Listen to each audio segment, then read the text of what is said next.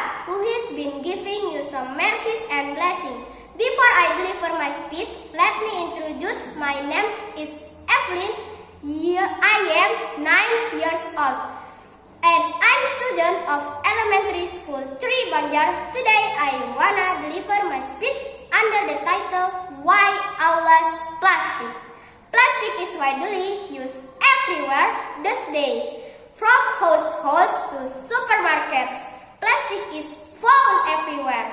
People use plastic because it is convenient to use and cheap.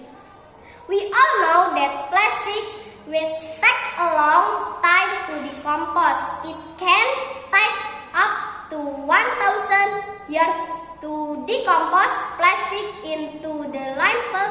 2 million plastic bags are used every day worldwide, and there are few types of plastic that are not recyclable.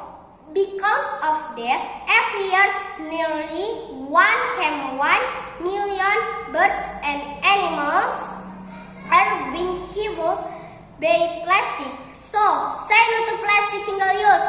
That's all my speech. I do apologize if there are some mistakes in my speaking. I hope there is benefit for us, especially me as speaker.